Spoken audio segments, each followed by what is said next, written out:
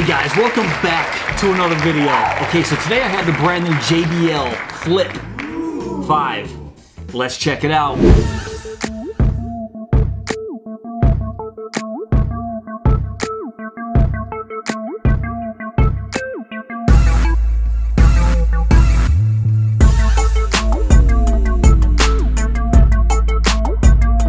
Alright, so let's check out the box here. On the back, it says it has 12 hours of playtime, which is less than the JBL 4 had. It is IPX7 waterproof, which means you can submerge it up to 3 feet for about a half hour and it'll be perfectly fine. And then it says right here you have JBL Party Boost.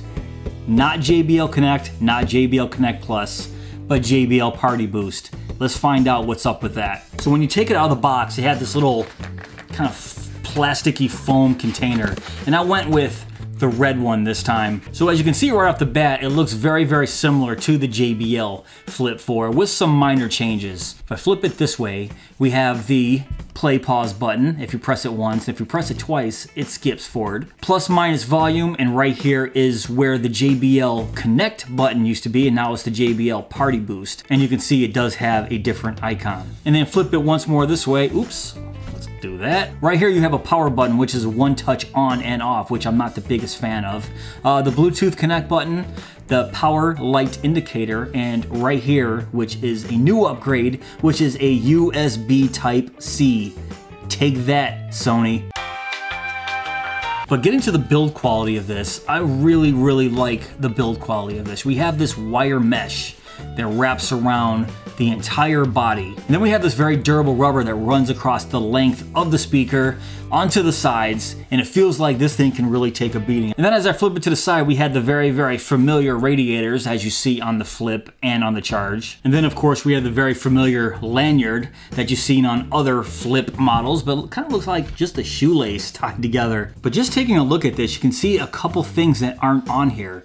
First of all, like I mentioned before, no JBL Connect. So what does that mean? That means that all your previous JBL speakers will not connect to this if it has Connect or Connect Plus. The reason why JBL did that, I'm not sure. They're thinking about the future, but what about all the old speakers that they added Connect to? You can't use this speaker and have other ones connect to it and have that nice stereo sound. The only way you can get that stereo sound with this speaker is to have multiple JBL Flip 5s, because nothing else has that feature. This is the first one, which I'm a little confused about. Also, the positive on this is they finally went with USB Type-C as opposed to the micro USB charger as you see on every other JBL portable speaker. Also, you're gonna notice it doesn't have a flap to expose this USB Type-C like the Flip 4 had. And under that flap on the 4, you would see a 3.5mm headphone jack, which this does not have. So once again, JBL is kind of going backwards by saying 3.5mm jack isn't important, USB Type-C is important, which it is, and doing the Party Boost instead of the Connect. I'm not sure what they were thinking with this. This thing better sound great to kind of make up for what it's lacking. Oh, also it doesn't have voice assistant. So if you do have this connected to your phone and you're streaming music and you get a telephone call, you can't just push the button and take a call through this. It doesn't have a microphone, doesn't have voice assistant. So once again, they omitted a very cool feature that you had on the Flip 4.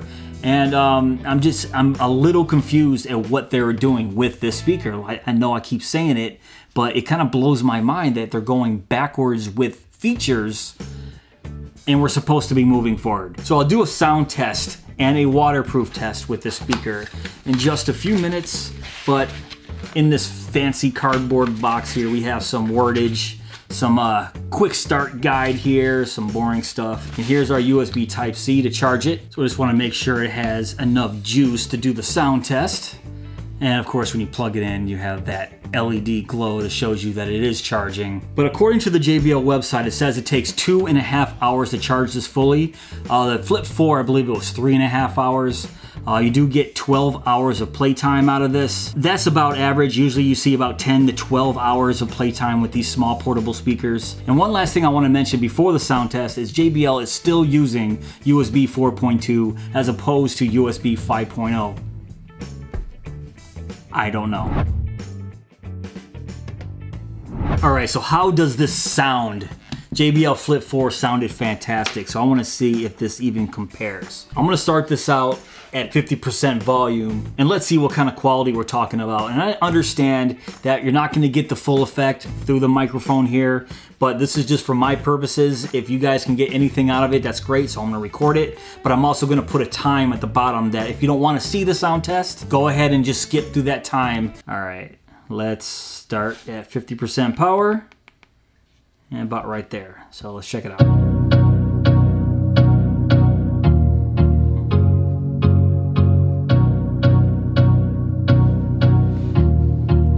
What do you guys think of my tan line?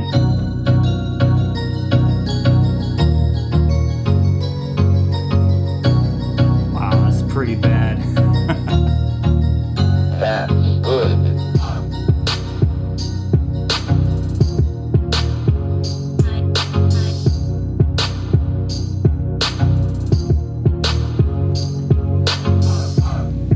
Turn it my way.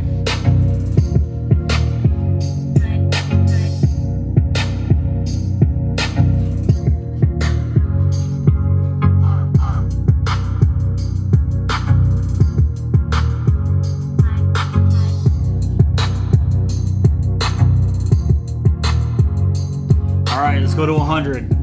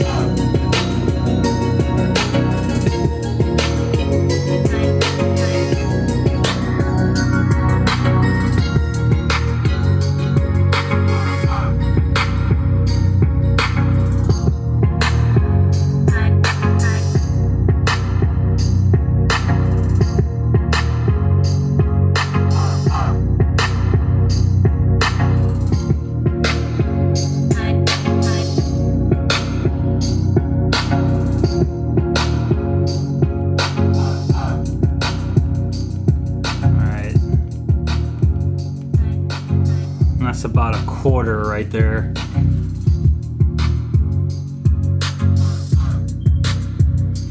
Okay.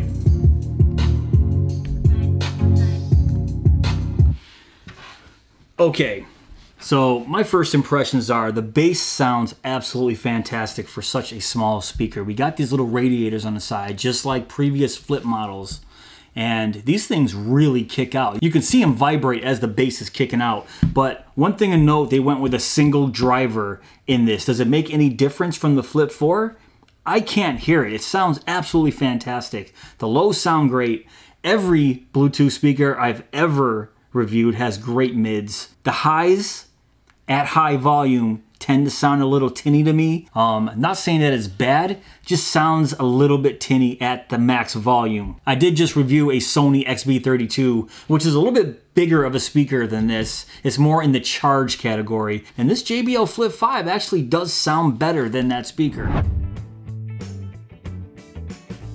All right, and that brings me to the water test. JBL says this is IPX7, which means I could submerge this underwater up to 3 feet and it should still be able to work perfectly. So let's try that now. So I'm just gonna drop it in.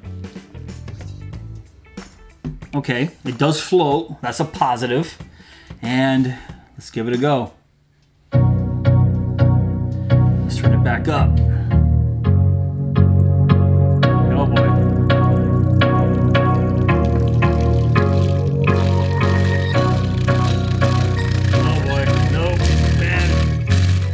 Stuff happening. Jesus. Uh-oh. Whoa. Okay, it's cutting in and out under the water. I wonder if it's because of the signal to the Bluetooth. That's weird though. But obviously the bass is so much, it starts splattering everywhere. Got everywhere. Jesus. Alright, well it's still playing. It's kind of cutting out under the water. Wow.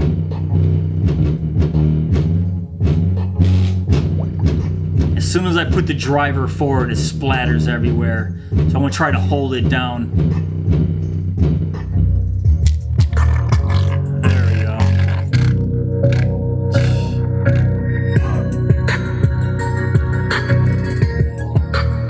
All right.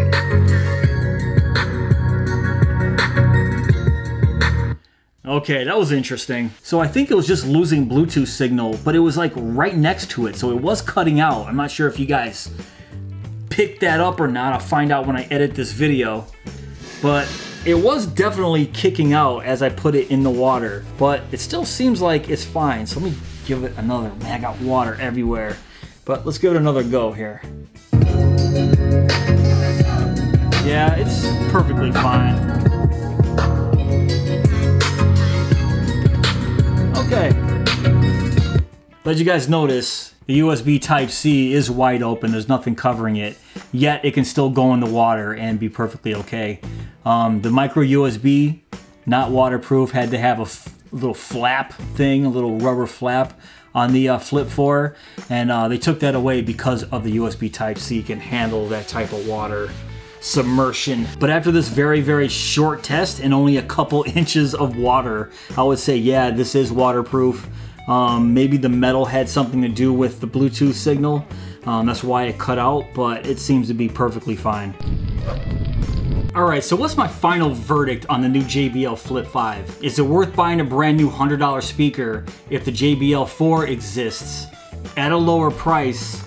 I'm not really sure. With the omission of JBL Connect Plus to JBL Power Boost, without a 3.5mm auxiliary jack, without voice assistant, and without the ability to take calls while you're streaming music, it's just hard to recommend a Bluetooth speaker with so many feature omissions from the previous model.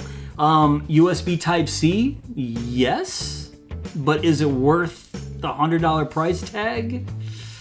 I mean, that's up to you. For me, I don't know. I think I'd rather have all the features back and live with the micro USB. I mean, it's a tough call. But if you absolutely have to have every single JBL speaker released, obviously you're gonna pick this up. I'm not saying it's a bad speaker, it absolutely sounds fantastic. It's probably one of the better sounding portable speakers that I own. This thing is absolutely great sounding. Alright guys, that's pretty much it for this video. You know what I think of the JBL Flip 5. What do you guys think? Leave me a comment below. Let me know if you guys picked this up already or if you're planning on picking it up. But if you did enjoy this video, please give me that thumbs up. Please subscribe and go!